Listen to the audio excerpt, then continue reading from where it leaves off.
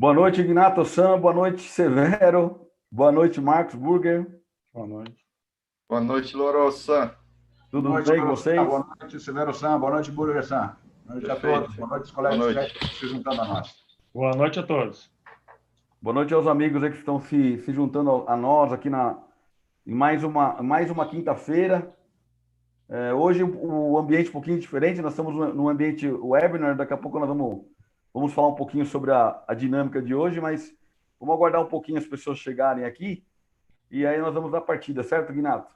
Perfeitamente. Mais 2 minutinhos, né? Já aproveito e já saúdo aqui alguns dos colegas e amigos que eu estou reconhecendo aqui no chat. Aqui, a Érica Sam. Boa noite, Érica Sam. Marcelo Sam. Boa noite. Sarmento Sam. Pacheco Sam. Como está, Pacheco Sam? Tudo bem? Estou vendo aqui. Leila. Oh, Leila Sam recebeu o livro depois de, sei lá, 3, 4 semanas, eu não lembro, demorou muito aí por conta da dificuldade de postar. Leila Sam, tudo bem? Vocês viram que ela foi uma das ganhadoras do Pensamento A3, recebeu e postou acho que LinkedIn, a foto dela com o livro aberto na dedicatória. Muito, muito gentil, Leila. Muito legal. Muito legal. Muito bom. As pessoas estão chegando aqui, Ignato. Nós vamos dar agora 19h34, aqui 33. Mais 2 minutinhos, Ignato. Nós começamos, tá? Perfeitamente. À vontade aí. Eu, enquanto isso, vou saudando os demais colegas. Uhum. Sorrentino Sam. Aí, Sorrentino Sam está aí? Ah, Sorrentino Sam, grande colega aí, está sempre conosco. Muito obrigado por mais esta oportunidade, sempre nos prestigiando. Obrigado, Sorrentino Sam. Pacheco, Bruno, Cristiano. Vamos guardar mais um pouquinho, as pessoas estão chegando.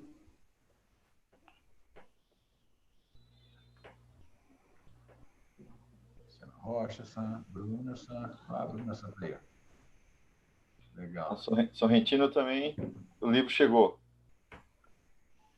Ótimo. Ah, chegou. Ótimo. Legal, Sorrentino Sam.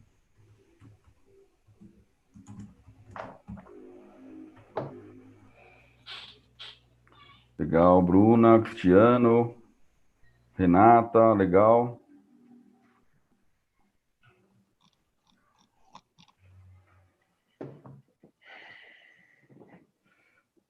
Ignato-san, se me permite aqui, eu vou compartilhar a tela, Ignato, só para conversar um pouquinho com o pessoal. Vocês estão vendo a minha tela? Está compartilhado? Sim. Perfeito. Sim. Ótimo, ótimo.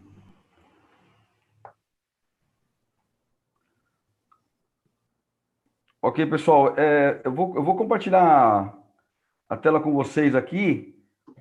Rapidamente, enquanto a nossa audiência vem chegando, para falar um pouquinho sobre o... Deixa eu falar Ela está trocando automaticamente aqui, depois eu mostro. Falar um pouquinho aqui, Ignato-san e colegas, um pouquinho sobre a Lean Way Academy, tá? Só para vocês entenderem, nós estamos trabalhando forte já na migração dos nossos treinamentos presenciais em online. E nós pegamos uma parte do nosso roadmap, já fizemos isso, em uma parte do nosso roadmap de treinamentos. Essa parte é uma demanda das próprias pessoas, das prioridades que nós escalonamos aqui para que façamos isso. E estávamos trabalhando fortemente com alguns clientes nossos já nesse modelo em EAD.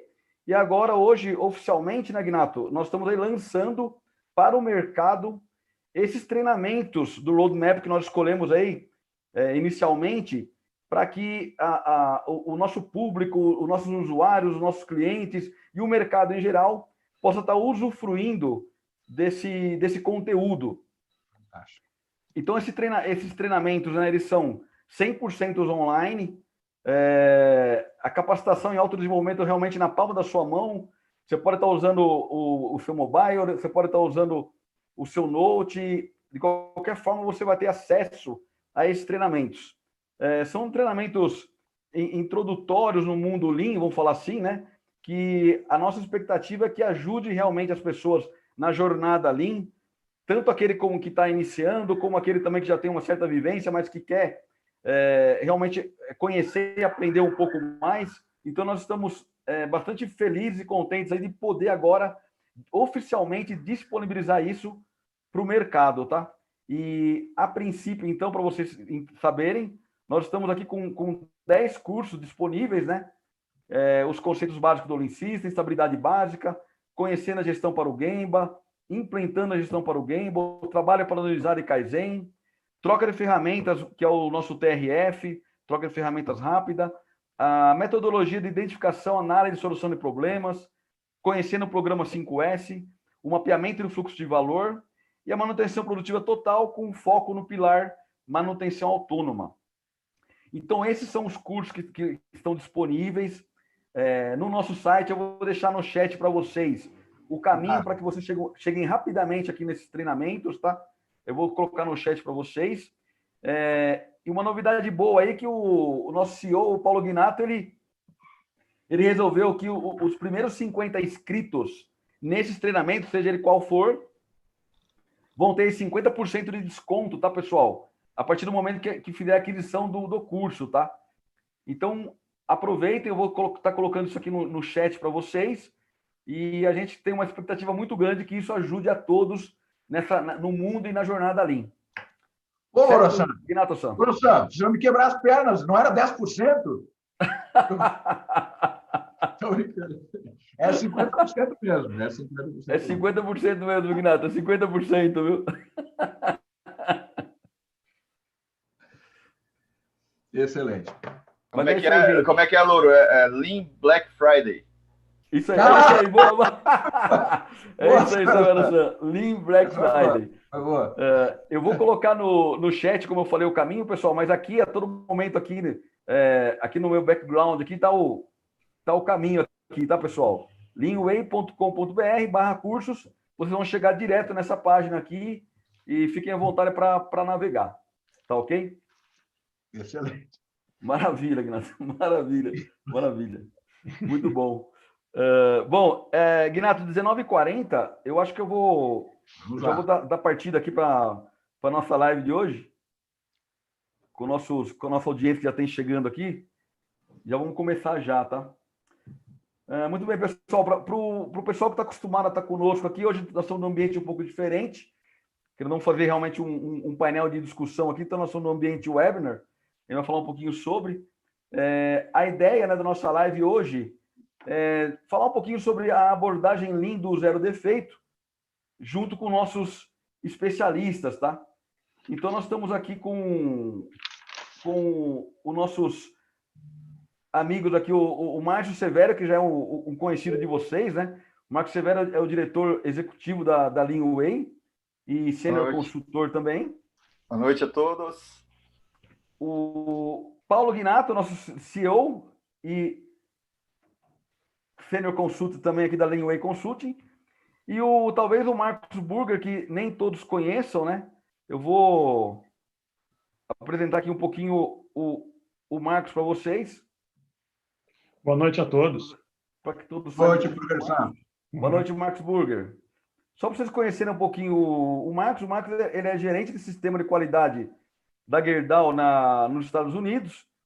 Ele é mestre em engenharia de produção pela Universidade Federal de Pernambuco e fez especialização na metalurgia também na Federal de Minas Gerais. Ele já está estudando, ele já está atuando há 22 anos em gestão em diferentes funções, né? Gestão de qualidade, de produção, engenharia, sistema de gestão, universidade corporativa, atuando em empresas do setor metalúrgicos, né? A Alcoa e agora a Gerdau. E também em artigos esportivos, que foi a Alpargatas.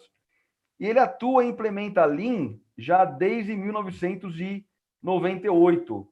E para quem também teve o prazer de nos acompanhar no Lean Forum 2020, o Burger foi um dos nossos palestrantes também nessa oportunidade.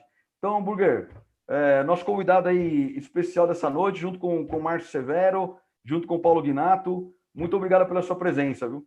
Obrigado a vocês pelo convite e me sinto lisonjeado de estar aqui novamente com vocês nesse momento tão importante. Obrigado, Burger. Muito obrigado aí pelo seu prestígio. Bom, para explicar um pouquinho, então, pessoal, como vai funcionar hoje,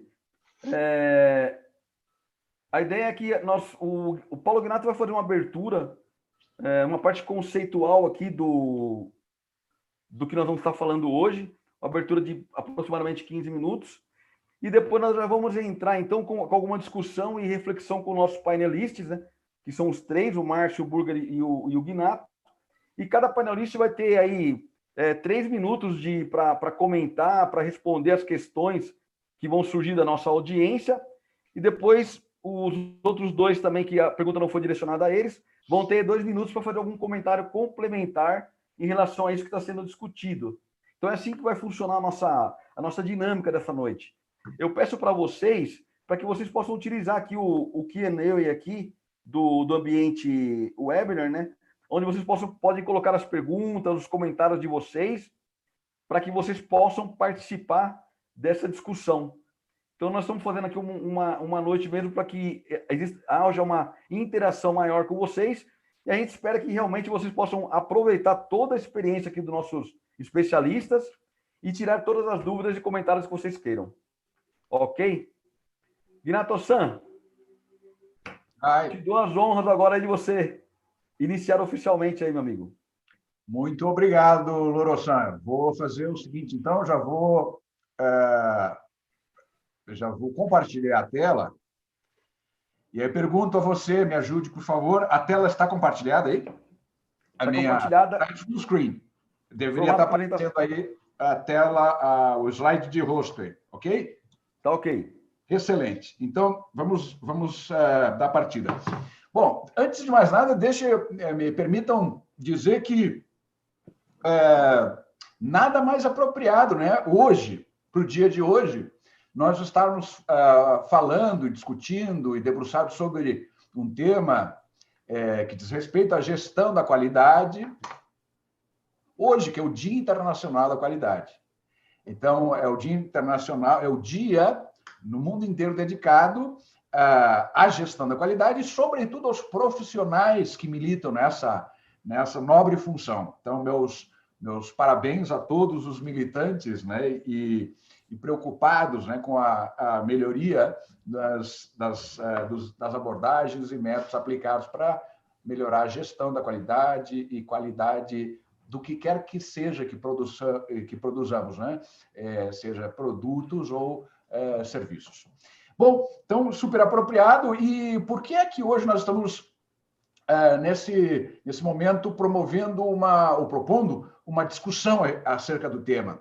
Na semana passada, aqueles que têm nos acompanhado, ou alguns dos que nos têm acompanhado, vão lembrar que eu tratei exatamente do tema gestão da qualidade. Eu falei sobre a abordagem de gestão da qualidade da Toyota, né, das organizações que têm o arranjo Lean, e aí a centralidade do controle de qualidade zero defeito, vinculado ao TQC japonês, ao CWQC, né, o Company Wide Quality Control.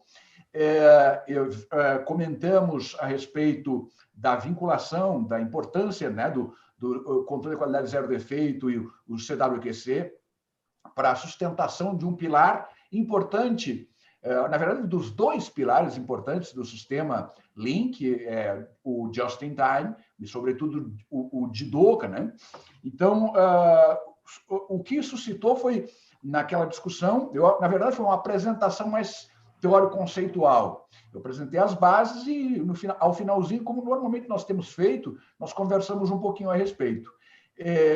Hoje, como suscitou muito interesse, muitas questões foram levantadas e não foi possível responder ou fazer considerações, nós voltamos à carga. Eu resgato um pouquinho do que foi apresentado em quase 1 hora, resgato em 15 minutos, e aí nós vamos abrir as discussões, tentando resgatar as perguntas que não foram respondidas, né, na semana passada acerca do tema e recheando isso tudo com perguntas ou considerações que certamente vão se somar, advindas aí da audiência que nos acompanha. Ok? Vamos avançar assim, então, Loro-san? Posso seguir em frente?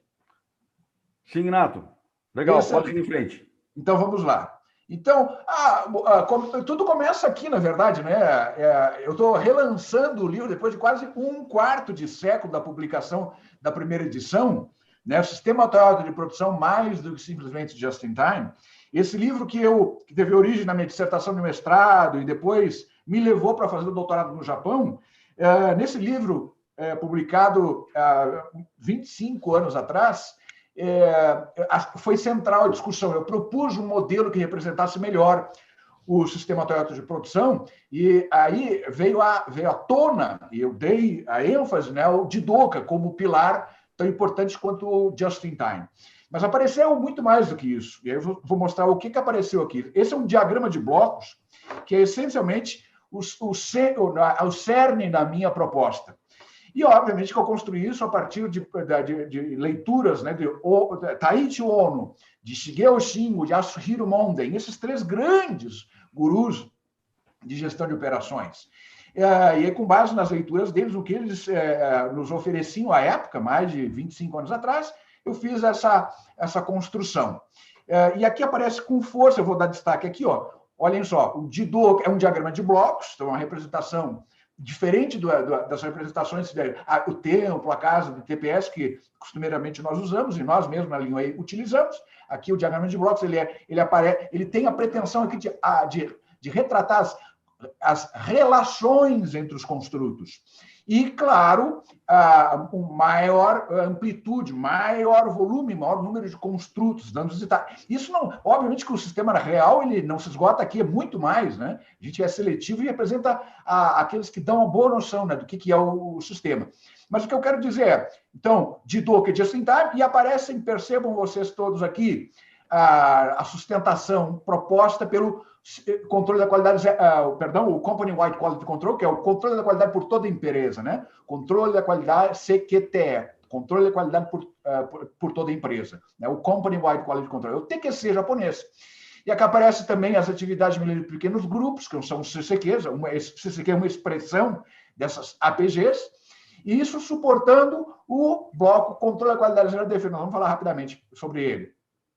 E, obviamente, isso tudo, olhem, percebam a importância, né, de sustentar um dos grandes pilares, e tem outras implicações também entrando, né, na sustentação do just-in-time. Então, o equilíbrio do sistema de gestão de operações Lean depende, né, dessa alicerce, né, do TQC, do CWQC, como alicerce. E é disso que nós vamos falar um pouquinho.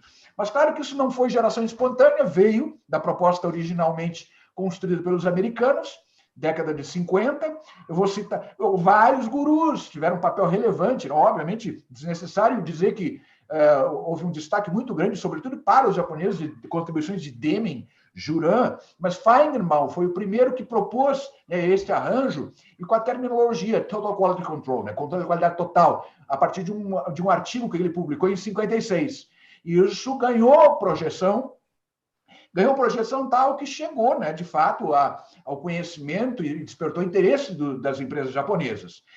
Eles, então, deram forma, né, um sistema de gestão da qualidade ao estilo japonês. Eu vou mostrar o que diferenciava, mas eles, para evitar alguma confusão, porque eles julgavam, de fato, que precisava ter uma pitada especial proposta por eles, né, pelas organizações japonesas, eles tomaram a iniciativa, 12 anos depois, né, de lançado por Feigenbaum, de adotar uma expressão um pouquinho diferente, CWQC.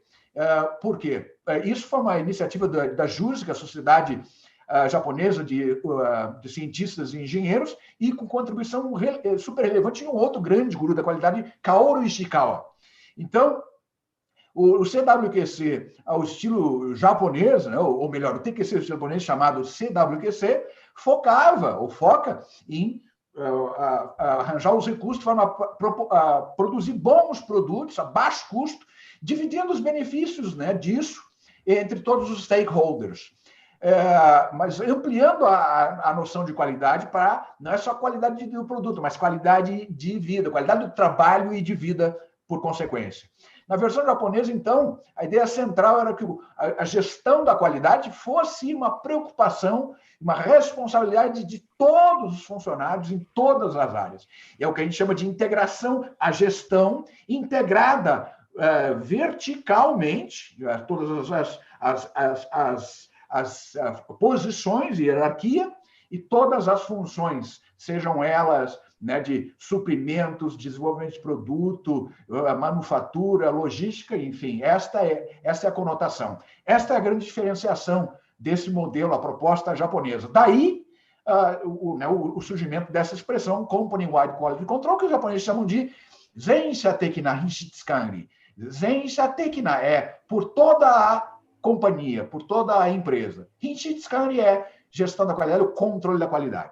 Ok? Então tem essa diferenciação e é interessante que vários estudiosos se debruçaram sobre isso, e dentre eles, Shigeo Shingo, outro grande guru da gestão de operações, brilhante engenheiro industrial, grandes contribuições dele, a gente se serve ainda hoje, né, a respeito do que é o sistema Toyota de produção, e ele disse a respeito do Company-Wide Quality Control que 3 elementos fundamentais marcam, né, esse arranjo. A ampliação horizontal, envolvimento de todas as funções, conforme eu falei há pouco, a ampliação vertical do envolvimento, ou seja, toda a estrutura, toda a hierarquia, todo mundo, e a ampliação da noção da qualidade, não somente a qualidade intrínseca do produto, mas qualidade do trabalho e, por extensão, qualidade de vida dos envolvidos. O Shingo chegou a afirmar, em contraponto, né, ao que se propunha originalmente, ele chegou a afirmar que o company-wide, né, o que eles chamam de... e aqui aparece aqui, Zensha Tekina. Zensha Tekina, por toda a companhia. Por toda a companhia, queria dizer ampliar o raciocínio e a prática, né, da gestão da qualidade para todas as áreas, por todos. Então, toda a integração vertical e horizontal.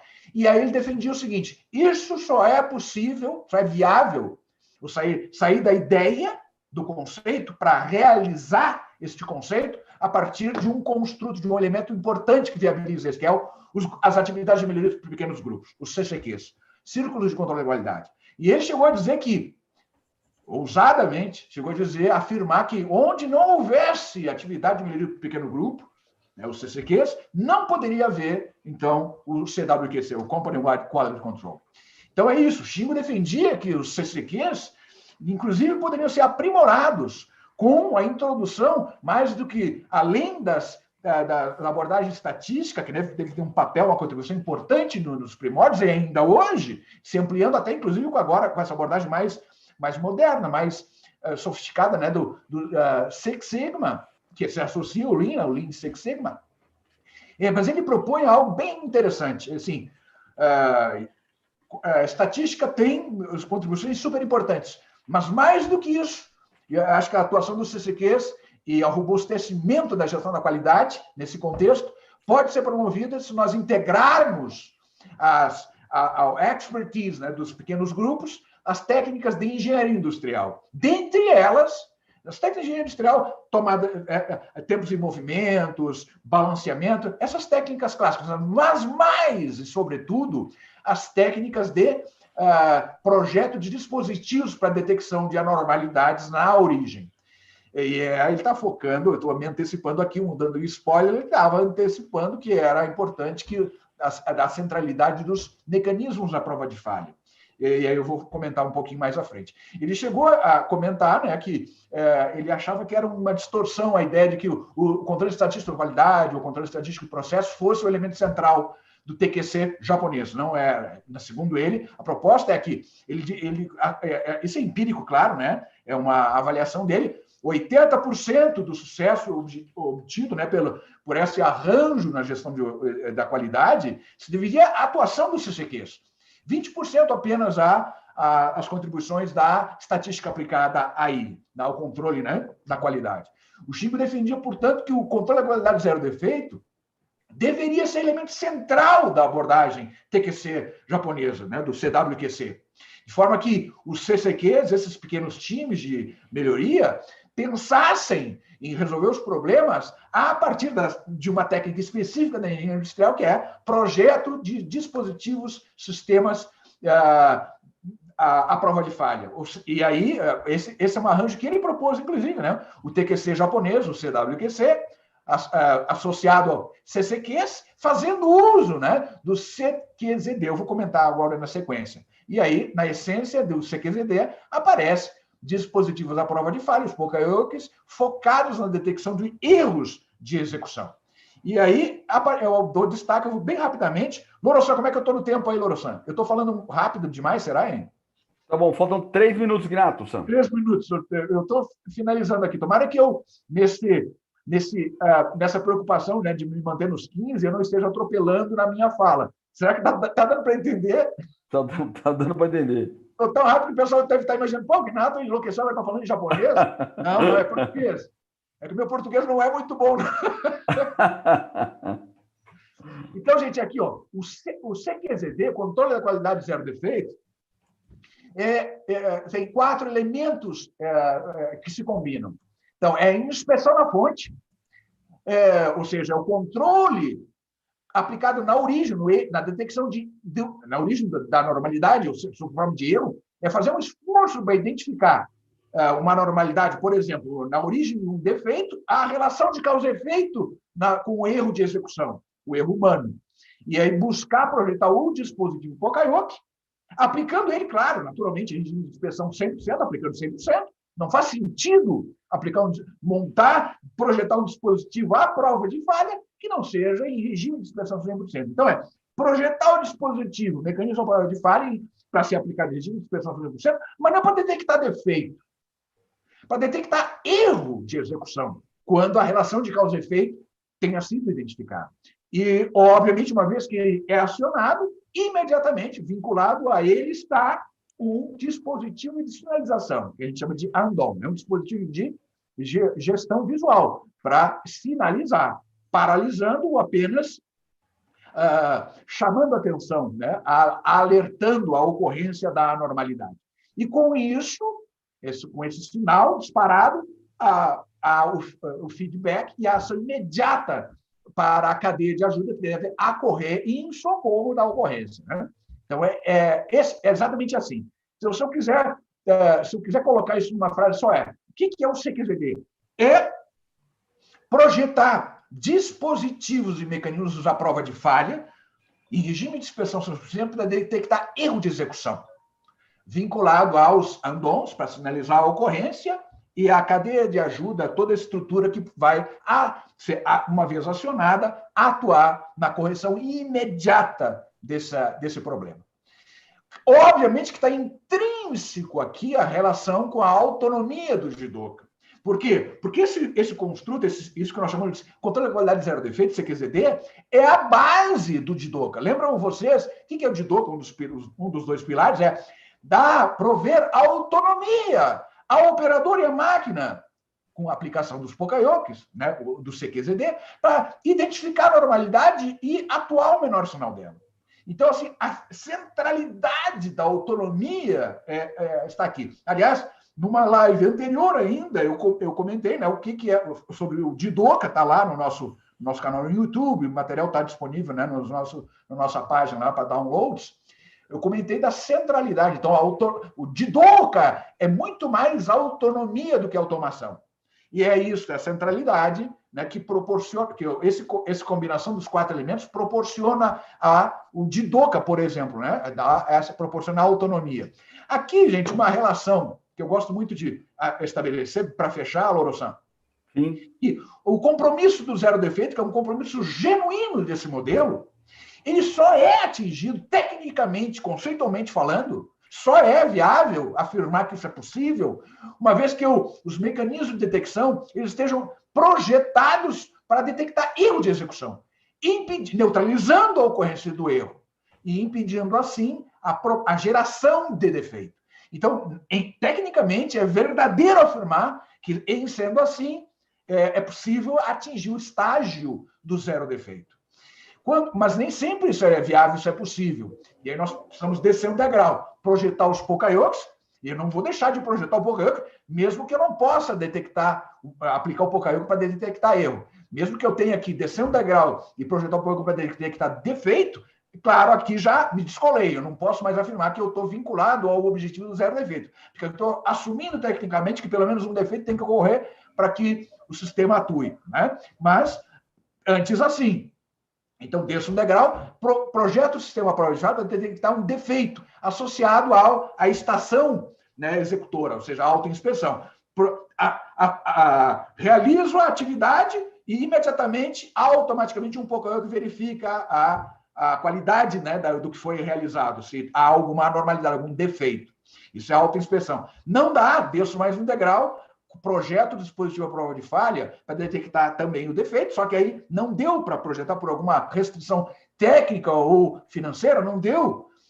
Aí eu desço um degrau, ou seja, projeto o dispositivo na próxima estação. Então, a estação anterior, fornecedora, atua, a peça avança para o próximo estágio, próxima estação. Antes da execução, um POCAEUC atua, verifica a ocorrência de defeito, e esta, então, é a inspeção sucessiva. E aí nós temos, em estágios menos evoluídos, conforme, né, essa abordagem, o controle estatístico amostral, obviamente, o controle depende, né, de uma inspeção amostral, e aí o pós-mortem, né, inspeção final 100%, que é a inspeção por julgamento, passa ou não passa, bom ou ruim, aprovado ou reprovado. Então, para fechar, é isso, né? O CWQC, Company Wide Quality Control, controle da qualidade por toda a empresa, o TQC japonês, a centralidade da integração vertical, todos, isso é integração vertical, todas as posições, todos ao longo da hierarquia, desde o presidente até o operador na linha de frente, né? E o CWQC depende para isso, para que isso não fique... vamos dizer assim, perdida na ideia, no conceito, para viabilizar isso, precisa de um elemento que viabilize isso, né? Que são as atividades de pequenos grupos, os CCQs. Existem outros arranjos, mas o CCQ é a melhor expressão das atividades de pequenos grupos, né? E o CWQC sustentando o objetivo do zero defeito a partir, né, a combinação dos 4 elementos, né, do controle de qualidade zero defeito. A autonomia do JIDO como palavra de ordem, e aqui apenas para lembrar, uma vez que a gente está concluindo, os 4 elementos, né, do zero defeito, do controle de qualidade zero defeito: inspeção na fonte, controle do erro, né, de execução, os dispositivos POCAEUC projetados em regime de inspeção 100% para detectar esse erro, acionando, quando acionados, disparando o mecanismo de controle visual de sinalização e o feedback ação imediato para a atuação da cadeia de ajuda, quem quer que tenha que acorrer para atuar corretivamente. E com isso eu encerro, Loro-san. Então, como é que eu fiquei no tempo aí, Loro-san? E aí, passamos 5 minutinhos, tá ok. Tá bom, vamos... Mas tranquilo, Gnato. Obrigado. Encerrar o stop share aqui. Perfeito. Obrigado, Gnato. Então, agora a palavra é sua. Você, como nosso mestre das pick-ups aí, coordene os trabalhos, por favor. Obrigado, Gnato. Obrigado. Bom, pessoal, agora o que nós vamos fazer agora é, conforme combinado, nós vamos estar interagindo agora com vocês em relação a esse contexto. E aí eu peço também para vocês que utilizem, então, aqui a nossa ferramenta de perguntas e respostas aqui no Zoom, né? Para que vocês possam interagir conosco, com nossos especialistas, com alguma dúvida, algum comentário, alguma experiência na empresa, na organização de vocês, alguma dificuldade, enfim. Fiquem bem à vontade aqui para que vocês possam interagir conosco. E para que a gente comece a aquecer os motores aqui, Gnato-san, eu vou começar com o nosso banco de perguntas, que foi capturado aí nas lives anteriores, né? Inclusive a última live que nós focamos bastante esse assunto, e de outras lives também que as pessoas têm nos questionado e às vezes não dá tempo de a gente responder tudo. Então, se você me permite, eu vou começar com essas perguntas aqui, até que a nossa audiência vá aquecendo os motores e nos enviando perguntas também. Excelente. Tá ok? Então, a primeira pergunta é para o Paulo Gnato mesmo, Gnato, sobre os ciclos de controle de qualidade aqui. Por que os ciclos de controle da qualidade, os CCQs, que eram tão fortes e disseminados nas empresas ocidentais, no Brasil inclusive, na década de 80, parecem ter perdido força e espaço nas organizações? Se você puder falar um pouquinho do status do Japão e o que podemos fazer para resgatá-los. Bacana. Repete rapidamente assim para mim, bem rapidamente. Na verdade, são 3 perguntas em uma, né? Não tem problema, não tem problema. Por que parece que o ciclo de controle de qualidade perderam a força e espaço nas organizações? Qual que é o status no Japão e o que fazer, na sua opinião, para resgatá-los? Excelente, bacana. Essa pergunta deve ter vindo à tona na semana passada. Uhum. Então, assim, por que perdeu, né, força aqui no Ocidente? E eu falo com muita tranquilidade, assim, até humildemente, mas com certo conhecimento de causa, porque na década de 80, quando eu comecei a minha atividade profissional como na militância, eu antes fiz outras coisas na minha vida, né, no início da década de 80, mas na década de 80, eu atuando na indústria, me preparando para ser um engenheiro, eu integrei vários grupos de CCQ. Eu fui o líder de um grupo de CCQ chamado Juran, que eu, inclusive, sugeri o nome e os colegas a acolheram. Grupo de CCQ Juran, na Álvaros, hoje Dana. Depois, no grupo de CCQ, na Steel, fábrica de motosserras. Então, eu tive a chance de participar intensivamente do movimento CCQ aqui no Brasil, nas empresas que, de fato, despontavam, né? E assim, isso foi ganhando projeção, destaque no Brasil inteiro. Depois, na White Martins também, eu tive a oportunidade, aí já coordenando as atividades CCQs na White Martins, no sul do país, Paraná, Santa Catarina e Rio Grande do Sul. Uma pujança, por assim dizer. E aí, hoje, é incomparável. A gente tem os movimentos, a gente percebe ainda, né, a existência, a atuação dos CCQs, mas incomparavelmente com menor projeção, incomparavelmente com menor papel, o menor destaque dentro das organizações. No cenário nacional, por exemplo, nós não temos o mesmo movimento que tínhamos no passado, e dentro das organizações, os CCQ perderam muita força. Isso é inegável, lamentavelmente inegável. E aí, algumas considerações a respeito, para esse primeiro aspecto. Eu acho que tem uma combinação aí deletéria, que é, de fato, falta entendimento.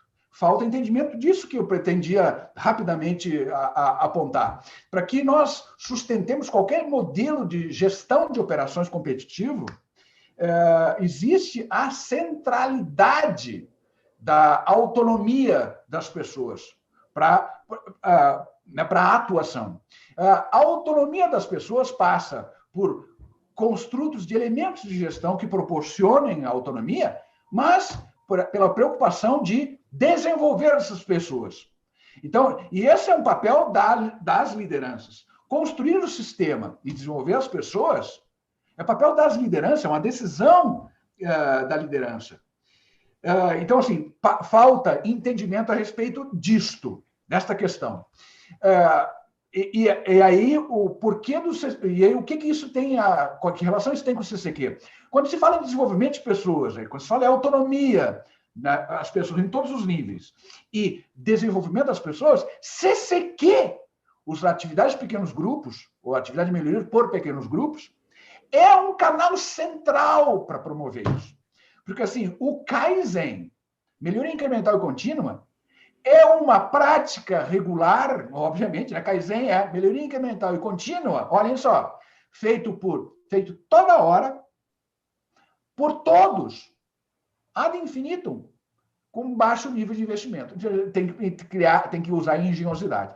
Então, a questão central é essa. E mais, Kaizen, essência, claro que tem canais individuais de contribuições individuais, mas Kaizen está calcada em atuação em equipe. Que melhor instrumento, que melhor construto de gestão existe do que as atividades de pequenos grupos, os CCQs. Então, falta esse entendimento, né, construir o sistema de forma a promover, os construtos promovam a autonomia e as lideranças desenvolvendo os seus subordinados, os seus liderados para exercer a autonomia, né, serem autônomos. E aí, a questão central é promover os CCQs. E aí, você me perguntou, eu acho que o colega perguntou sobre qual é o status no Japão. Continua pujante. Só para citar alguns... a gente tem ido para o Japão recorrentemente todo ano, né? E aí, numa das últimas visitas ao Japão, a gente investiga, né, qual é o status, né, das diversas organizações. Só para a gente citar alguns números recentes, na Toyota, que tem em torno de quase 60 mil funcionários, eu acho que já ultrapassou isso, quase metade, gente, quase metade desse exército monstruoso apresentou ideia de melhoria via CCQ ou via programa de sugestões. Foram quase num ano, meio milhão de sugestões. Meio milhão de sugestões. Cara, assim, é uma média assim, impensável para nós, né? Assim, quando eu falo em média, se eu for dividir, né, esse meio milhão de sugestões de melhoria, enfim, pelo contingente, é um negócio brutal. Assim. E agora, não estou falando década de 80, agora. E se comparar com os números anteriores, você tem evoluído. Ou seja, por quê? Porque é central para o entendimento dos executivos, dos gestores, no entendimento, esta questão, né, de desenvolver via mecanismo, Kaizen, via trabalho em equipe. Então, isso é muito importante. Eu acho que é isso, né, Loura-san, para não me estender demais, eu acho que tem algum outro componente na pergunta, mas eu acho que é isso, porque aí a gente deixa à vontade também Burger-san, Severo-san, para alguma adição, enfim. Ótimo. Burger, ou Severo-san, alguma coisa para complementar? Burger? Sim, eu teria. Primeiro, parabéns, Gnat, pela excelente apresentação. Eu sei que ele tentou seguir o tech time à risca ali, mas não teve jeito, estourou o lead time. Me enlouqueço. Vou ter que fazer hora extra para recuperar. E também parabenizar todas as pessoas aqui que trabalham com qualidade de produto e também sistema de qualidade. Aproveitem e celebrem esse dia, porque realmente é um dia importante, que não é fácil lidar com problemas, que isso é a função da qualidade, não é lidar com problemas todos os dias, né? Bem, eu queria trazer aqui, Ignato, para complementar a tua resposta sobre por que né, os CCQs, de certa forma, perderam a sua força, né? E eu estava dando uma analisada, né, recentemente em algumas literatura, né, sobre isso, voltei às bases, né? E eu estava, lógico, né, olhando o processo de implementação de qualquer melhoria ou de qualquer, vamos dizer assim, projeto nas indústrias ocidentais. E elas basicamente seguem tem um roteiro padrão. Elas seguem, primeiro, uma decisão, elas vão tomar uma decisão, decidir. Primeiro passo é decidir realmente de mudar. Segundo é preparar, né? Ou seja, chamar as pessoas certas, correr atrás um pouco de capacitação para preparar e fomentar um ambiente adequado para se iniciar os trabalhos. Na sequência, executar. Depois, medir se aquilo que está sendo executado está alcançando ou não. E depois, dando certo, expandir. E aí vem o último passo, que é onde eu acho que a maioria das empresas ocidentais falham, que é sustentar. Né? E por que sustentar não consegue ser mantido? Né? Essa é a questão dos CCQs. Né? Porque simplesmente existe o mundo ocidental, de uma certa forma, estou falando bem generalizado aqui, tá? Ele vive de muitas ondas. Né? Então, o Kaizen, ele muda de nome, às vezes. Né? Você vira Agile, por exemplo. Né? Alguém já ouviu falar em Agile? Pode ser, o Agile é nada mais, nada menos que você fazer pequenos Kaizens para alcançar um Kaikai, com uma melhoria mais disruptiva no final. Né? E isso, de certa forma, impacta a manutenção dos CCQs, ou impactou de certa forma. Eu trouxe também um dos pontos, né? Eu fui dar uma olhada no Deming, conforme você citou, dos 14 pontos que o Deming listou para implantar a gestão na qualidade total. E aí eu gostaria de trazer aqui apenas três dos pontos que eu acho que são relevantes e que pode talvez relacionar com essa questão que você está trazendo. Primeiro, um dos pontos que ele listava como fator-chave de implantar os CCQs era remova barreiras, dificuldades que inibem as pessoas de terem orgulho de seu trabalho. Ora, os CCQs é uma oportunidade ímpar que os trabalhadores, os funcionários, seja de qualquer função, de poder trabalhar, né, e de se desenvolver sobre um tema específico, né?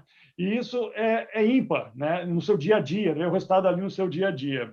Um outro ponto que o Deming traz institua ou implemente um vigoroso plano, ou processo, ou programa, enfim, de educação e autoaperfeiçoamento de todos. E aí é que vem um ponto-chave aí na cultura ocidental. Né? A cultura ocidental, de uma certa forma, não sei, muito forte aqui nos Estados Unidos, principalmente, é muito de esperar que a empresa promova alguma coisa, forneça alguma coisa. Essa questão do autoaperfeiçoamento. Né?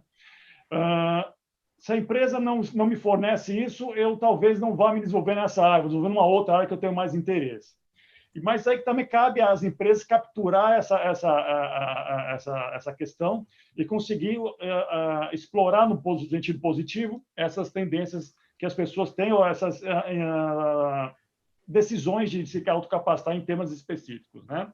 E o último ponto, que é muito importante também, acho que vale a pena citar aqui, é direcione todos na empresa para realizar a transformação. A transformação é tarefa de todos. E o que nós vemos muito nas empresas ocidentais é a figura do campeão, né? Ou seja, daquele que é o dono da causa, né? Isso é muito forte na cultura ocidental, que não é tão forte assim na cultura japonesa, onde você realmente enfatizou que é a questão do coletivismo. Agora, isso quer dizer que o Ocidente não tem solução? Ou seja, os CCQs estão fadados ao insucesso? Não, né?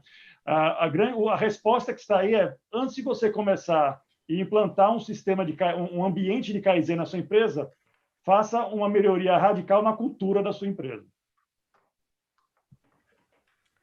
Ótimo. Ótimo, Marcos. Obrigado, Marcos. Obrigado, professor. Obrigado. Posso adicionar um ponto aí, pessoal? Sim, Severo-san, por favor. Eu tenho uma visão talvez mais otimista aí sobre o CCQ. Eu acho o seguinte, primeiro que teve uma mudança de como a gente chama o CCQ em muitas empresas. Ele ainda existe em muitas empresas, talvez não tenha aquela força da onda inicial lá na década de 80, no Brasil, início da década de 90, mais ou menos, mas tem muitas empresas que chamam de outra forma, times de melhoria, né? A própria Gerdau tem os grupos de solução de problemas, então, assim, existe com algumas nuances diferentes, né? No Japão, a gente teve a oportunidade, na última missão, Gnatsan e Louro, vocês estiveram lá, a gente viu muito dos CCQs acontecendo e com resultados. Eu me lembro muito bem lá de um CCQ que, por questão de utilização de óleo de usinagem, não me lembro qual era a empresa, qual delas, mas eles aí discutiram vários pontos e viram que a solução melhor para filtrar o óleo da usinagem ali era usar uma meia calça, né? AVEX, exatamente. Então, assim, no Japão continua firme. Eu tive a oportunidade na Índia de vivenciar times de melhoria também, e existem até hoje os encontros de times de melhoria. Recentemente, a empresa que eu trabalhei na Índia já tem um outro nome, mas eles continuam participando de concursos. Eles não chamam de CCQ, mas é a alma. Então, assim, eu acho que tem um pouco da mudança, mas, assim, essa brasa ainda está viva nas empresas maiores, né, aqui no Ocidente. Nas empresas menores, aí realmente é um campo, vamos dizer assim, para se trabalhar. Mas, assim, a minha visão é que eles estão por aí ainda, de alguma forma, chamados de outras formas, né? Talvez porque a palavra, na minha opinião, o termo controle de qualidade, num dado momento, ele perdeu o apelo, porque se virou Total Quality Control, então o control, que é a visão total. Então, o controle em si era como se fosse um pecado falar em simplesmente controle de qualidade. Então, e aí o CCQ carrega o controle de qualidade no nome e teve essa mudança. Então, eu tenho uma visão um pouquinho otimista, eu acho que não está de todo perdido, muita gente usando ainda. Legal. Tem razão. Mas deveria, nesse estágio, né, comparando com o que nós tínhamos, ramp-up, deveria estar evoluindo. Sim, muito mais, com certeza. Seguramente não houve uma evolução na ampliação, né? Seguramente não houve. Mas eu concordo com você, que não está desaparecido, não. É verdade. E aí a minha fala está muito na indústria, né, Ignato? Mas, assim, talvez esse fenômeno não tenha acontecido em serviços, e aí talvez tenha migrado, como o Burger comentou, para os processos ágeis, mas, assim, também tem um campo enorme aí em serviços para usar os times de melhoria, ou CCQs. Legal. E isso é um ponto realmente bem interessante, Márcio. E, realmente, se a gente pegar um serviço que acredito eu que evoluiu muito nessa questão e que mantém essa chama bem acesa, é o pessoal de TI, né? Tecnologia de informação. Eles têm aplicado muito fortemente ciclos da qualidade, têm envolvido demais departamentos. Eles estão na crista da onda em relação à indústria 4.0. Então, realmente eles têm usado isso com muita maestria. Que bom, que bom. Ótimo. Fantástico. Muito bom. Muito Bom, bom, Sam, Márcio. Obrigado. Obrigado. O Burger, você comentou um pouquinho sobre o Kaizen e o Kaikaku, né? E algumas lives de algumas semanas passadas, nós também temos falado bastante sobre a indústria 4.0. E aqui tem uma pergunta aqui dentro do nosso banco de questões aqui, que ele fala justamente sobre isso. Para você, Burger, se você puder nos ajudar nessa pergunta aqui, eu falo o seguinte: a melhoria contínua, Kaizen, ou melhoria disruptiva radical, o Kaikaku. Então, qual que é a melhoria, o Kaizen ou o Kaikaku? E complementando a pergunta aqui, a indústria 4.0 estaria descartando o Kaizen em detrimento do Kaikaku? Isso estaria distanciando as empresas das bases de sustentação do sistema de qualidade? Essa é uma boa, excelente pergunta. Obrigado por compartilhar com a gente, Louro. Vamos primeiro conceituar. Acho que não sei se todos são familiarizados com o conceito de kaikaku, vou tentar usar meu japonês aqui, Ginato. Me corrija se estiver falando a pronúncia errada. Kaikaku e o Kaizen. Né? O Kaizen, o Ginato, né, já conceituou, já definiu, né, que são aquelas pequenas melhorias incrementais que acontecem no dia a dia, né? São pequenas, mas que resultam em pequenos resultados, melhoria de pequenos resultados constantes, né, ao longo do tempo. E o Kaikaku seria o que nós estamos mais acostumados a conhecer no Ocidente, que seria a questão, hoje em dia, muito conhecida como inovação, né? É uma melhoria disruptiva. E aí precisamos definir o que vem a ser disruptiva, né? Disruptiva é você parar da forma que você fazia e começar a fazer diferente, né? Disruptiva é isso. Eu tenho um fluxo, eu interrompo aquele fluxo e eu restabeleço um fluxo diferente de uma forma diferente. Disruptiva é quebrar a forma corrente do que está lá, né? E isso todo mundo tem, acho que na mente, aquele gráfico tradicional onde você tem lá a rotina, né, deixando o resultado estável, pequenas melhorias que são Kaizen e vem a inovação que dá um salto, né, no resultado. E ali ilustra muito bem o que vem a ser um Kaizen e o que vem a ser um Kaikaku, ou então uma melhoria disruptiva, uma inovação, né? Eu gosto muito da definição que o Likert trouxe, que eu já falei aqui com vocês, que é aquela questão de que para se estabelecer um ambiente de Kaizen, ou seja, onde os funcionários trabalham com melhoria contínua constantemente todos os dias, é necessário fazer um Kaikaku na cultura da empresa, ou seja, você tem que mudar a forma de pensar o seu business, né? E o Likert também traz para a gente um ponto interessante, que ele fala em que, para acontecer um Kaikaku, uma melhoria radical, você precisa ter na base vários Kaizens, né? Isso é estatístico, né? Você, para conseguir uma grande inovação, você precisa ter uma base, né, de pequenas melhorias que vão resultar nessa transformação. E é isso que acontece com o Agile Método também, ou métodos ágeis, conforme o Márcio trouxe aqui. O Agile, ele fala muito claro assim, o que eles querem? Eles não querem que você desenvolva uma solução que seja a melhor solução do mundo. Não é isso. Vamos começar com uma melhoria pequena. Eles fazem até analogia, né, entre você quer alcançar no final um carro, desenvolver um carro, não, desenvolve primeiro um skate, começa a andar com um skate, depois você vai para uma bicicleta, depois você vai para uma moto, até chegar a desenvolver e realmente chegar no carro, passo a passo. Então, você vai fazendo pequenos kaizens que vai resultar, no final, uma melhoria disruptiva, né?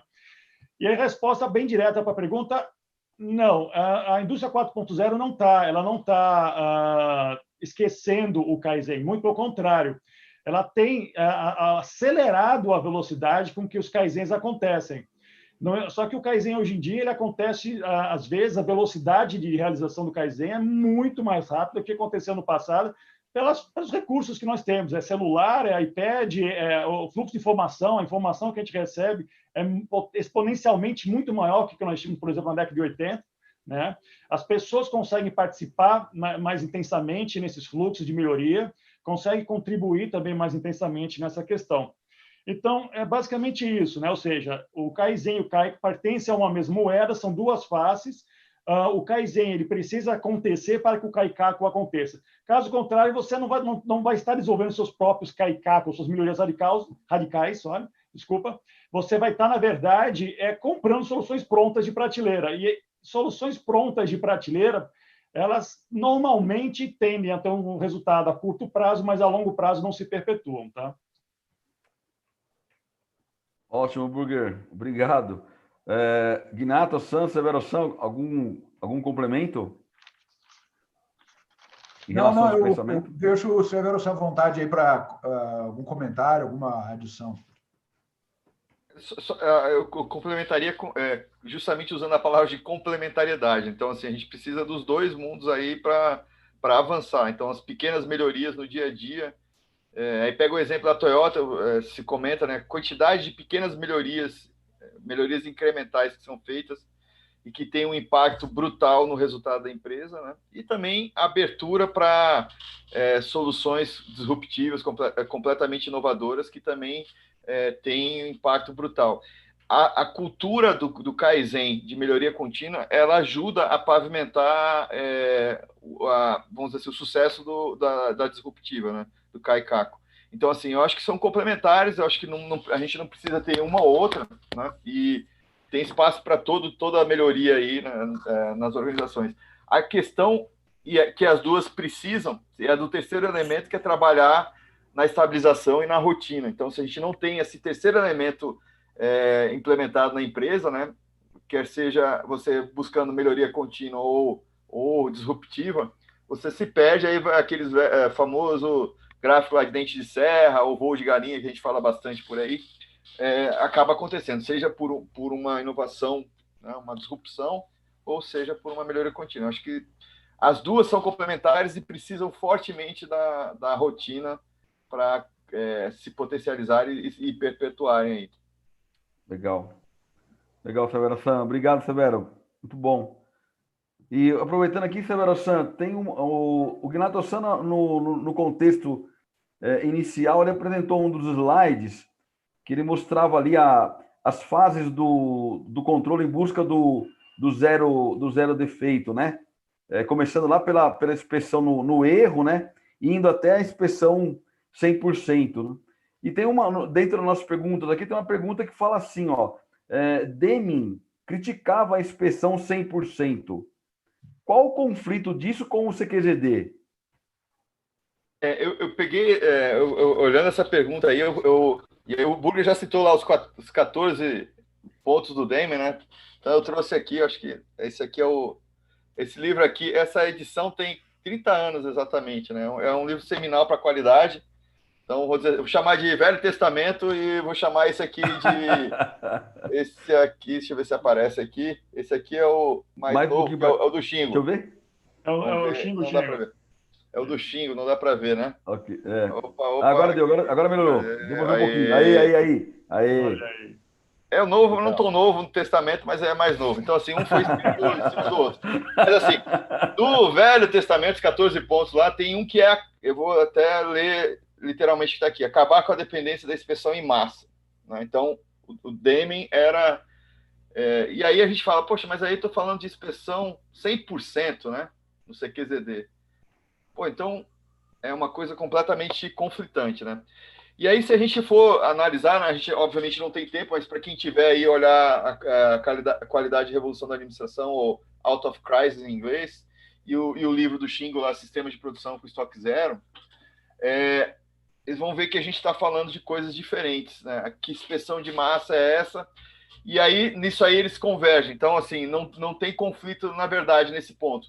A inspeção que 100% em massa que o Deming se refere é a inspeção por julgamento no final de uma linha. Então, olhando o produto, já está feito, a Inês está morta, já, né? E alguém vai separar o que está bom e o que está ruim. E nisso, o Xingo concorda 100%. Então, os dois estão concordantes aí nesse processo. Eu me lembrei aí nessa pergunta aí que há 20 anos lá no mestrado, Renato, a gente fez um paper sobre esse conflito na época, né? Então, eu, como na época discípulo do Deming, fui começando a estudar o Xingo e isso me chocou, esse aparente conflito aí. Então, na verdade, não existe conflito, muito pelo contrário, se reforça que eles estão falando de pontos de inspeção em pontos diferentes e de tipos de inspeção diferentes. O que o Xingo reforça é a inspeção na fonte, e é diferente da inspeção que o Deming se refere de inspeção por julgamento no final. Então, assim, não tem conflito, nesse caso eles concordam. Mais para frente a gente vai falar sobre uma pergunta que aí talvez tenha um certo conflito, que é o uso de ferramentas estatísticas e de Poka-Yoke. Mas nesse caso não existe conflito. Realmente a aplicação é completamente... se o Damien estivesse discutindo com o Shingo nesse ponto, os dois, imaginando uma cena aí de conversa de bar dos dois ali, né? Eles iam chegar na concordância ao final. Na concordância. Beleza, Severo-san. Obrigado. Alguma coisa, Marcos? Eu acho só que eles iam discutir um pouquinho no WhatsApp antes, do Severo. É verdade. É verdade. Tem um ponto, Burger, que o Shingo cita no livro dele, que ele levou 26 anos para se curar do CEP. Aí o pau ia quebrar entre os dois. Com certeza. Aí. Ginato-san. Ginato? Desculpe, perdão. Você me ouve aí, não? Escuto. Tem uma pergunta para você aqui. Sim. Como faz uma empresa pequena para rodar um sistema de qualidade total? E qual seria o perfil do profissional que irá atuar nesse caso da melhor maneira? A pergunta do nosso amigo Samuel Novato. Novato-san, muito obrigado aí pela participação. Sinceramente, eu vou pedir ajuda dos universitários, né, o Burger-san e o Severo-san, mas eu diria assim que, conceitualmente, o porte da organização não exerce efeito algum sobre a arquitetura do sistema, né, o conceito. Não, absolutamente nenhum. O que o porte define é a natureza dos recursos, né, serviço, né, dessa arquitetura, complexidade desses recursos, enfim. Mas, então, assim, nada diferente. O fato de eu não tenho uma recomendação específica para estruturação de um sistema de gestão da qualidade, né, o Company-Wide Quality Control, por uma organização de pequeno porte, porque os construtos são os mesmos, né? Ou seja, essas três características que o Shingo apontou, né, há que promover a integração de todas as funções, mesmo que seja pequena, nós temos 4, 5 funções apenas, há que promover a integração de todas as funções, a responsabilização de todas as funções pela garantia, né, da qualidade. Há que integrar todos os níveis, mesmo que tenha 2 níveis, há que integrar todos os níveis verticalmente. E há que ampliar a noção de qualidade, né? Ou seja, além da qualidade do produto final, do serviço prestado, a qualidade do trabalho, contexto como um todo. Então, assim, não muda absolutamente nada.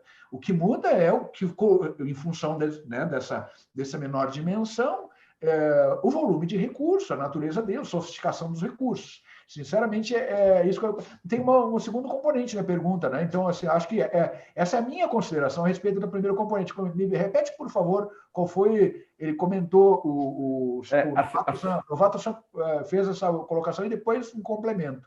O segundo componente, Ignato, seria qual o perfil do profissional que irá atuar nesse caso de melhor maneira?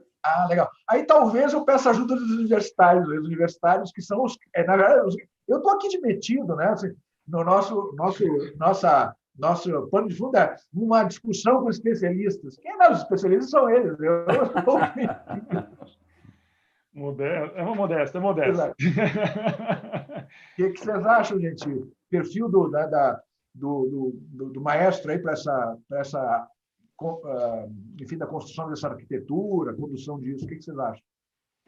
Ok, deixa eu voltar na primeira pergunta, né? O tamanho da empresa não impacta na questão de rodar um sistema de qualidade, ou seja, de ter um sistema de qualidade. Todas as empresas têm um sistema de qualidade, né? O que formal ou informal, elas possuem. No final, as empresas fornecem um produto ou um serviço para um cliente, e o cliente recebe o resultado do sistema de qualidade vigente, né? Então, o sistema de qualidade, ele existe. O que precisa ser feito nas empresas, ou o que poderia, na verdade, acho que é o melhor verbo, é manter essa integração, né? A integração dos processos. Por mais simples que seja, por menos complexo que possa parecer uma empresa pequena, pode ser criado nessas empresas pequenas barreiras departamentais, né? Apesar do departamento ser uma única pessoa, ali é o mundo dele, né? Ele cria suas barreiras, o ambiente, a forma dele trabalhar, e às vezes ele se fecha na sua própria, esses departamentos se fecham na sua própria bolha, né? Isso acontece um pouco, né? Mas cabe às empresas e os responsáveis pela empresa promover 3 coisas, basicamente, eu citaria aqui. Primeiro, desenvolver talentos e habilidades dos seus funcionários, dependendo do tamanho, isso não depende do tamanho da empresa, né? Talvez você não possa mandar um profissional para o Japão, né? Mas você pode enviar ele para visitar, por exemplo, um McDonald's e conhecer um sistema padronizado de uma cozinha do McDonald's, né? Isso aí é um exemplo. O McDonald's pode ser qualquer outra marca, tá? Pode ser Burger King também, não tem problema. Engajamento dos funcionários. As empresas têm que ter uma forma de estar envolvendo seus funcionários, fazendo eles, aí no Brasil se usa a expressão, vestir a camisa, né?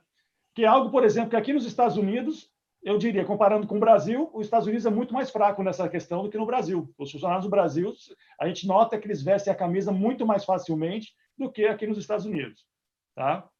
E o último que eu falaria seria a questão de fornecer responsabilidade para a sua força de trabalho, né? As pequenas empresas normalmente são familiares, são empresas de um dono ou LTDA, elas acabam tendo muito a centralização de todas as decisões em uma pessoa ou poucas pessoas. E isso dificulta fluxo de informação, dificulta tomadas de decisões, dificulta uma série de inovações que possam ser aplicadas no seu sistema, né? Em relação ao perfil, eu falaria assim, o perfil teria que ser a pessoa, estava até buscando aqui na minha literatura, alguém que conheça pelo menos disso aqui, da ISO. Pelo menos da ISO. A ISO, a versão mais atualizada dela, ela não vai dizer para vocês, as pequenas empresas, o que fazer. Mas ela não vai dizer como fazer, desculpa. Ela vai dizer o que deve ser, o que um sistema de qualidade deve ter, mas não como fazer. E o como fazer fica na decisão, a critério de cada uma das empresas. E aí as empresas podem adaptar o que deve ser feito dentro da sua realidade. Perfeito. Perfeito. Legal. Essa questão de pequena e grande empresa, assim, as duas têm vantagens e desvantagens se a gente for falar em implementação de sistema, né? Então, a grande, obviamente, tem mais condições, mais punch aí para ter uma estrutura e conseguir sustentar isso, ter equipe, pagar salários, ter equipamentos e tudo mais. Então, isso é óbvio. Mas, por outro lado, tem uma tendência grande de que é possível acontecer, e eu já vi acontecendo em algumas situações, de se burocratizar demais o sistema e ele perde a essência. Então, de ser tão grande, se perde a essência e você acaba não tendo a alma do negócio, que realmente que é melhorar, atender a necessidade do cliente, melhorar cada vez mais, que é a melhoria contínua, PDCA, essa é a alma. A pequena, por outro lado, não tem o punch, né? Recursos, normalmente, tem mais dificuldade de ter recursos, mas tem o lado positivo, assim, as facilidades. Então, normalmente as empresas, as organizações são mais enxutas, mais horizontais, e aí, se você conseguir, e aí voltando lá os princípios do Demian lá que o Burger citou, se você tiver o compromisso da alta administração, que normalmente vão ser os donos na empresa menor, a tendência de ter uma resposta mais rápida, se realmente for legítima essa conversão para a qualidade, a resposta é mais rápida e se consegue ter frutos mais rapidamente também. Então, assim, os dois têm vantagens e desvantagens, né? Falando do perfil do profissional, aí independe também do tamanho da empresa. Obviamente, uma empresa com um tamanho maior vai olhar muito para o currículo da pessoa, para as qualificações, certificações e tudo mais. Eu gosto mais de falar e ressaltar as questões mais soft, né? Os soft skills, as características pessoais. Porque tendo essas, o restante se vai atrás e se consegue. Então, assim, da minha experiência, do que eu vi, aonde funcionou a implementação, foi bem sucedida e tudo mais, o agente de mudança, o responsável pela qualidade, era uma pessoa que tinha trânsito horizontal e vertical, então falava com o chão de fábrica, com a operação, falava com um nível mais alto, com acesso sem problema, se comunica bem com os níveis, com os pares, então visão de cadeia de negócio como um todo, isso é importante. É uma pessoa insatisfeita, quer sempre melhorar, essa é uma característica. Goste de pessoas, porque é o que a gente lida, né, nesse métier.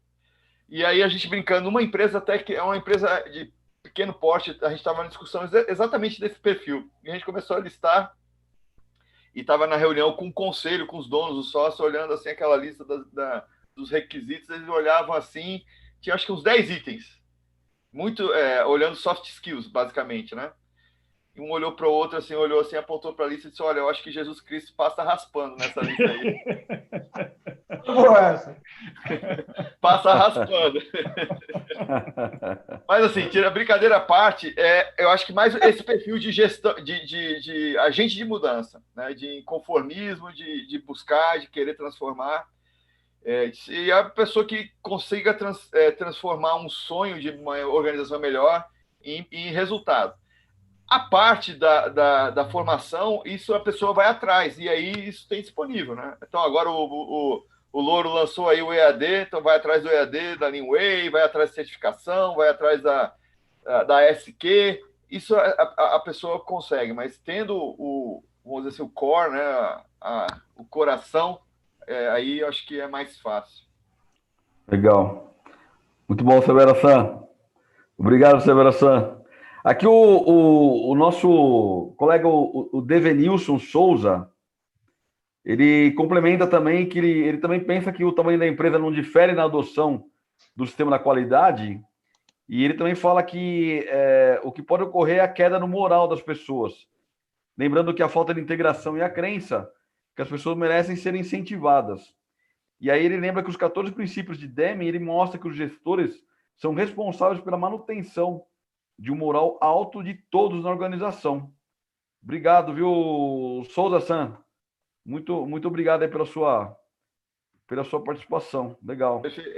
Isso me lembrou a gente fez uma visita na Sandvik, acho que em São Bernardo, né, num evento, e eles estavam assim, era uma unidade que estava para fechar, a gente fez uma visita, né? E uma coisa me marcou muito lá, que foi a liderança conseguiu engajar muito a equipe como um todo, e eles tinham um slogan lá, inclusive o slogan é uma coisa que o Deming também reclama, mas assim, eu acho que esse slogan fez bem para eles, que era o seguinte: acreditar já é vencer.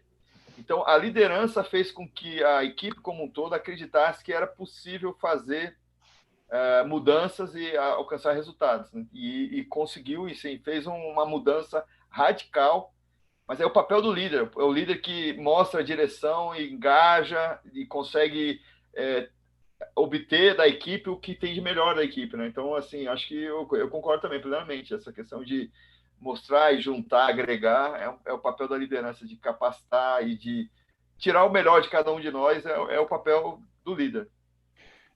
O papel do líder exatamente é de fazer com que as pessoas, né, ajudar, facilitar os seus times para que alcancem o resultado, e não de ordenar e mandar. Né? Essa figura do chefe, do líder direcionador, ele já ficou na década de 80, principalmente na década de 80. Né? Hoje, o líder ele tem um papel-chave nessa questão, conforme o Márcio falou, de desenvolver a sua equipe e de fazer crescer a sua equipe, né? Você cresce através dos resultados, e cada um, né, do seu time deve ser desenvolvido para que esses resultados possam se manter e serem aprimorados, né? Legal. Obrigado, gente. Obrigado, Bruga. Obrigado, Severo-san.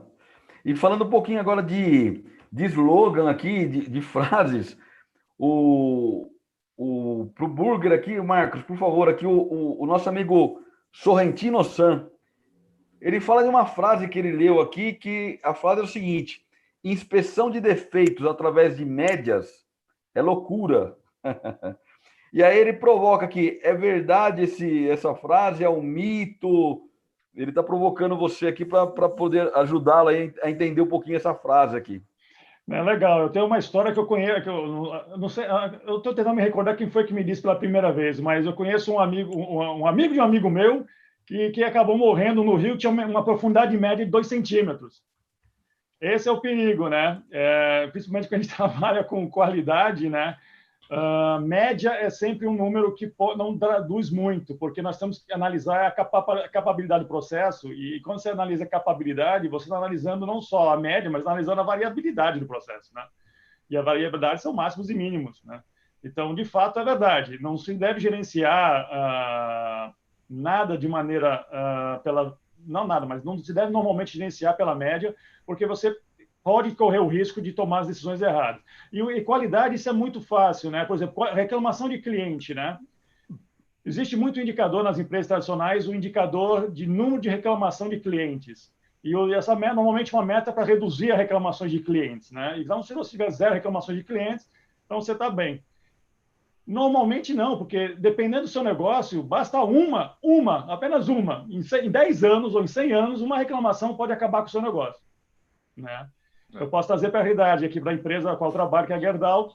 Imagina se a gente fornece um aço com algum defeito de qualidade e esse aço já está usado, já está dentro de uma construção, a gente fala dentro do concreto, né? Dentro do concreto, e aí o prédio vem a desabar, né? Isso pode acabar com o negócio, arruinar o negócio. Vai ser uma reclamação só, é um problema só, né? Então, não se deve gerenciar pelas médias exatamente por isso. Agora, né? Pode-se usar as médias, né, também, mas cada caso é um caso, né? Para macrogestão, é possível se usar médias em alguns casos. O risco é a média sozinha, né? A média tem o seu valor, né? Aí você falou aí do afogamento, eu me lembrei da época, a gente está em época de eleições aqui no Brasil, aí nos Estados Unidos também estão contando ainda, né, os votos. Aqui está ainda a eleição para prefeito agora domingo. E eu me lembro do Enéas, que era candidato, que ele falava assim, da desigualdade social, né? Ele falava assim, se você come um frango e eu não como, nós dois comemos meio frango, né? Mas assim, a média tem seu valor, mas ela não pode ser analisada sozinha. Então ela tem que ser, a média é um ente estatístico que tem que estar sempre acompanhado.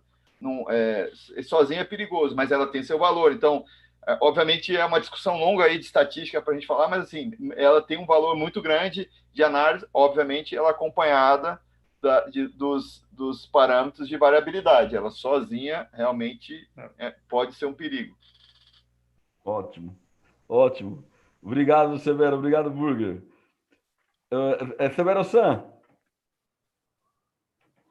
nós temos temos uma questão aqui para ti sobre a cultura. A cultura na empresa, ela deverá ser fortificada para melhoria contínua, para não confiar em melhorias e inovações periódicas, para não ter um resultado imediato, mas que esconde um sistema vulnerável.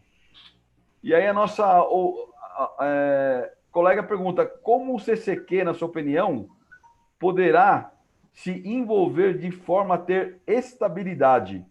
Quem faz a pergunta é a Leila Santos. Obrigado, Leila. Olha, Leila, difícil pergunta aí, mas assim, eu vou começar pelo seguinte, né? Pelo começo tem que ter o norte, que a gente até chama de norte verdadeiro, é dado pela liderança da empresa. Então, assim, a liderança da empresa que dá o tom e dá o norte. O CCQ e as iniciativas todas de melhoria, de qualidade e tudo mais, elas vêm alinhadas, elas não podem estar desalinhadas ao norte da empresa, porque elas vão tender a morrer, fracassar. E aí vai ser de curto, e aquilo que a gente está falando, em algumas empresas realmente morreu, ou talvez a gente não tenha o uso do CCQ como a gente deveria, realmente a gente poderia tem espaço, mas assim, o CCQ, ele faz parte, ele é um movimento de baixo para cima, mas ele dura, e a gente consegue extrair o máximo dele quando está alinhado com a estratégia da empresa. Então, isso tem que fazer parte da estratégia. Então, olhando para as necessidades da empresa, e se aquelas necessidades efetivas da empresa, do negócio, estão sendo atacadas pelo CCQ, a chance do CCQ e das melhorias e mudanças que surgirem do CCQ durarem, as chances são muito maiores do que a gente está tratando questões menores com CCQ envolvendo o pessoal. Então, assim, essa é a questão. Muitas empresas usam CCQ focado em participação, aumentar a participação, que é um dos objetivos. Outras empresas usam para participação, mas para trazer resultado efetivo. Eu gosto mais dessa combinação, participação com resultado efetivo. Por que não ter resultado efetivo? Você pode ter participação com resultado para valer. E eu acho que esse na minha opinião, e pelo que eu vi de muitos anos trabalhando com CCQ, times de melhoria, na época da Gerdau aí com os grupos de solução de problema, é esse alinhamento. Quando você tem esse alinhamento, você garante, você potencializa o trabalho dos grupos, dos CCQs, e a chance de obter resultados maiores e mais duradouros. Legal, Severo. É isso aí mesmo, Severo. Na verdade, tudo parte da estratégia da empresa e as ações de melhoria, né, de CCQs, focado em alcançar essa questão da estratégia, do resultado final. E eles se perpetuam, na verdade, aquilo, né? Qualquer coisa que a gente faça se perpetua no momento que a gente consegue ver resultado e consegue ver funcionalidade naquilo, né? Isso funciona para muitos apps que nós utilizamos hoje em dia no nosso celular, né? A gente tem vários apps que nós utilizamos frequentemente e outros que a gente, às vezes, nem sabe mais que está. A gente tem esse app no meu celular, nem sabia, né? Por que isso acontece? Né? Porque tem apps que você consegue identificar resultado nele, né? Ele agrega valor para ti. E como também tem os outros apps que não. Então, o CCQ deve ser da mesma forma, tem que estar focado em resultado, trazer benefícios para a empresa, porque eles vão se autopromover. Legal, Burger. Ótimo. Obrigado, senhores. Ginato-san. Eu comento bem rapidamente, não em adição, mas comentário vinculado aí ao tema, que eu acho que sim, eu concordo aí com a colocação do Severo-san, né, de promover a atuação dos CCQs para suportar, né, construir uma cultura de melhoria contínua. E aí, claro que tem que estar preocupado, né, com a manutenção, né, da atuação desses pequenos grupos.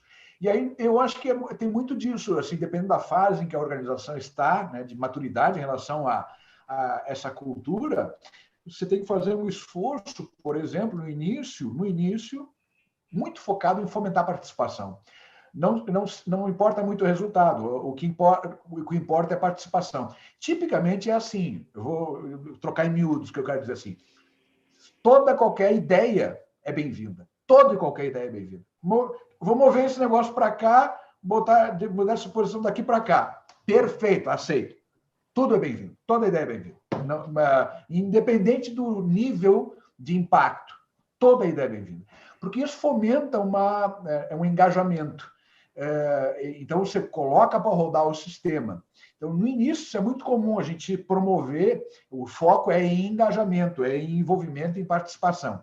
Então, tem uma conotação, tem todo um sistema menos focado em resultado. Na medida em que isso começa, a organização começa a crescer em maturidade, qual é a segunda etapa?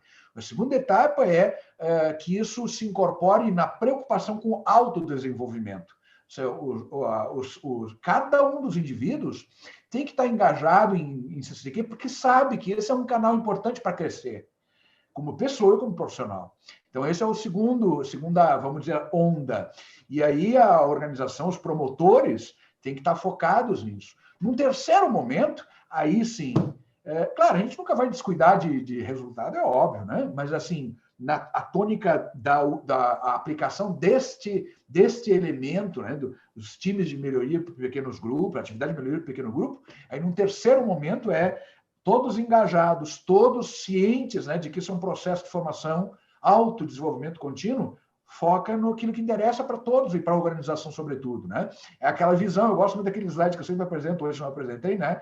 De tudo que se faz, né, operacionalmente, que tem visão local de otimizar, e é típico do Kaizen isso, né? O ótimo local tem que estar vinculado a promover um impacto mais amplo, global, né? O que eu quero dizer com isso? É o impacto nos fatores competitivos que sustentam a organização, que vão promover competitividade, preferência do mercado, do cliente, que vão promover lucratividade, que sustenta a via o que pavimenta a via para sustentar crescimento e sobrevivência do negócio.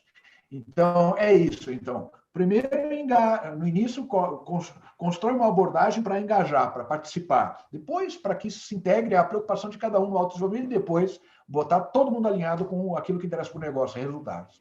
Eu acho que é isso, alinhado com o que o Severo já comentou, né? Sim, ótimo. Ótimo, Guinato. Bom, eu vou deixar agora aqui para a gente tomar uma decisão aqui, porque o papo tá bom e aí a hora voa, né? Já estamos aqui faltam 2 minutos para as 21 horas, Guinato-san. Sim. E ainda nós temos algumas perguntas aqui no nosso banco de questões, mas a alternativa é ou a gente coloca mais uma rodada de perguntas para vocês, ou a gente abre para as considerações finais. Eu sugiro assim, nós temos o nosso ilustre convidado, eu sugiro que você, por favor, direcione a pergunta, vamos explorar, né, a presença do Burger-san aí, direcione uma próxima pergunta para ele, e daí depois a gente encerra. Ótimo, Guinato, obrigado então. Faltam 2 para as 9. 2 para as 9 horas. Burger-san, então eu vou direcionar essa última pergunta para você aqui.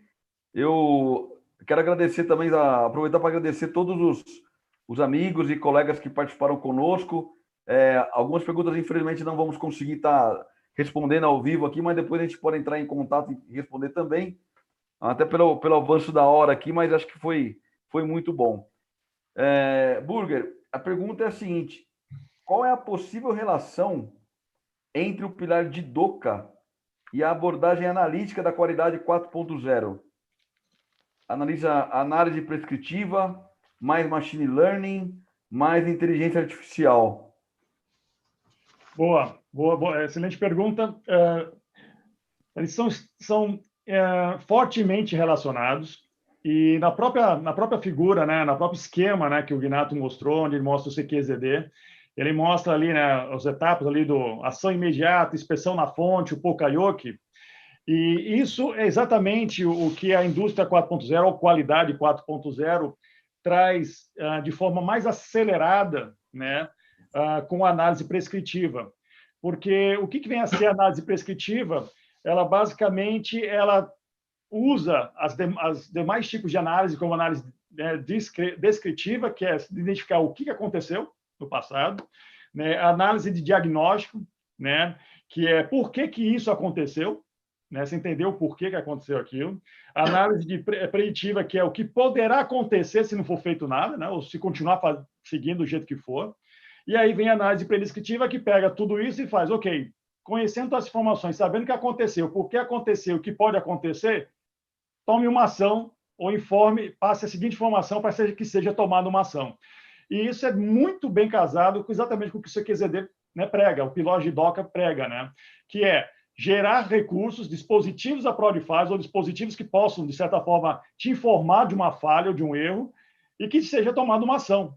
Então, a qualidade 4.0, junto é totalmente alinhado nesse aspecto do Jidoka, né, e ajuda a fomentar, acelerar, acredito que o pilar do Jidoka, que, pela minha experiência, né, era um dos pilares, né, que normalmente as empresas que iniciam a jornada Lean têm mais dificuldade de avançar, né? O Just in Time, por ser muito difundido, né, a questão do Tech Time, entregar o produto certo, na hora certa, né, isso é muito disseminado, mas a questão do Jidoka, um pilar, ele ainda, né, existe uma dificuldade de se avançar nisso. E a qualidade 4.0 vem, na verdade, turbinar, a palavra é essa, turbinar essa questão e fazer com que esse pilar possa ser implementado mais rapidamente, com mais propriedade. Eu diria essa questão aí. Perfeito. E permita, Louro, só voltar um pouco na pergunta anterior. Eu queria só complementar um ponto, claro, que você falou, que a questão dos CCQs, né, para fomentar a realização deles e mais, acredito que as empresas têm uma oportunidade ímpar, né, de poder utilizar o mesmo conceito que eles usam para criar fidelidade, como é que se chama? Criar clientes fiéis aos seus negócios. Né? O que você precisa fazer para ganhar a fidelidade dos clientes? Você precisa proporcionar a great experience, a excelente experiência. Né? E isso tem muito a ver com o que o Gnatto colocou, de que no começo você está aberto para todas as ideias, né? Com filtro, né? Não de resultado, mas sim de engajar as pessoas. Então, a questão do great experience, que a gente usa muito os clientes, né? Quando a gente está pensando em desenvolver qualquer app ou qualquer produto final, tem que ser passado para os nossos clientes internos, que são nossos funcionários. Né? Perfeitamente. Legal, perfeito. Muito bom, Burger. Obrigado. Muito legal. Muito bom. Severo San, agora são 21h03. Acho que a gente pode partir, então, Severo San, para alguma consideração final, começando por ti, meu amigo, para que a gente possa fechar aí com nossos amigos. Então, eu vou aproveitar rapidinho, 1 minuto aí, aproveitando o dia da qualidade, tentando resgatar aqui a gente acabou não falando muito, né? Mas uma coisa que é transformadora é o ciclo PDCA, que muitos no Japão se conheceu como ciclo Deming, mas na verdade é o ciclo Shewhart, que era Deming era discípulo do Shewhart. Esse ciclo oficialmente vai fazer 100 anos, já quase 100 anos. Legal, fantástico. E quão pouco explorado então, de um lado é transformador, do outro é pouco usado para valer, vamos dizer assim. Né? Então, a reflexão que eu deixo aí é assim, back to basics, né? O PDCA seja, né, no nosso métier do Lean, né, do A3, que é basicamente PDCA, né? Seja em qualquer atuação que a gente tenha, esse ciclo é muito pouco usado ainda hoje, né, por nós, pela humanidade, né? E ele é transformador, né? Então, assim, apesar de 100 anos quase completados, ainda é uma coisa muito desconhecida. E tem a exemplo dos CCQs, que usa o PDCA, é um conceito aí para ser usado por todo mundo, né? Então, essa é a minha mensagem aí de feliz dia da qualidade. Beleza, Severo San, obrigado. Marcos Burger, por favor, primeiro agradecer a sua participação, mais uma vez, a sua disponibilidade conosco aqui, e as portas estão abertas aí, meu amigo, para quando você quiser voltar conosco, que sempre é um prazer. Muito obrigado, viu? Eu que agradeço o convite aí do Gnatto, do teu, Louro e também do Márcio, por me conceder novamente a palavra aqui, poder falar, né? Eu vou pegar um pouco da carona do que o Márcio falou do PDCA, mas eu queria, na verdade, usar o ciclo do SDCA, que, na verdade, é uma derivação do próprio do PDCA, e que, enfim, às vezes ele é renegado também, né? Um pouco no esquecimento, que é você padronizar, é você treinar os seus funcionários nos padrões, envolvê-los no desenvolvimento dos seus padrões, isso é fundamental, treiná-los, né? Checar, né, a padronização, se está acontecendo ou não, a famosa auditoria de padrões, e toda vez que tiver uma falha, fazer um tratamento de falha bem feito, seguindo o Ishikawa, seguindo o PDCA, seguindo os ciclos de melhoria contínua. Isso parece básico, parece algo, de novo, essa história, mas é aí que está o segredo, né? É aí onde está você cria o alicerce, a base, né, de todas as suas melhorias e inovações, né, para frente. Já me perguntaram várias vezes, Burger, como é que eu posso transformar a minha indústria, uma empresa, a implantar qualidade 4.0? E eu sempre respondo, comece na padronização. Porque se você não tiver dados padronizados, você vai ter muitos dados, mas não vai poder fazer nada com eles. Corretíssimo. É isso mesmo, certíssimo. Obrigado, Burger. Muito obrigado, viu? Obrigado a vocês e parabéns a todos os profissionais da qualidade. Excelente. Gnatto-san, sua consideração final para fecharmos? Bom, 2 minutinhos, eu queria voltar a compartilhar a tela e aí, quem sabe, com isso, só reforçar as conclusões, reforçar as considerações que fizemos a respeito disso tudo. Deixa-me ver aqui. Está compartilhado? Sim, Gnatto, sim. Estou vendo aqui, ó. Isso aqui eu dei uma filtrada, dei uma limpada naquele diagrama de blocos, que foi minha proposta de representação do Lean System, do Sistema Atual de Produção. Então, assim, se nós olharmos o sistema atual de produção a partir dos seus dois principais construtos, dois principais elementos, dois chamados pilares just-in-time de DOCA, a gente vai ver, e naquela representação que eu propus, o CWQC na base, olha só como é que isso está vinculado e sustenta pesadamente o sistema Toyota de produção, o sistema Lean.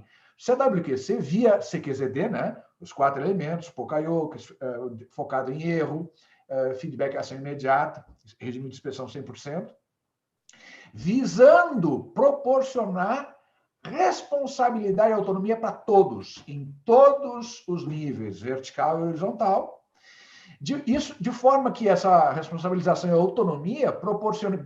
Olha interessante, o que é isso, trocado em miúdo, quando se fala dos pilares? É garantir fluxo, responsabilidade e autonomia para garantir fluxo. Isso é just in time. Responsabilidade e autonomia para garantir integridade do ente que flui. Isso é o de DOCA. Na verdade, isso aqui se relaciona. Eu estou só para simplificar, eu estou suprimindo, obviamente, outros loops aqui. Mas percebem que CQZD via controle de qualidade zero defeito proporciona exatamente a responsabilização e a autonomia para todos.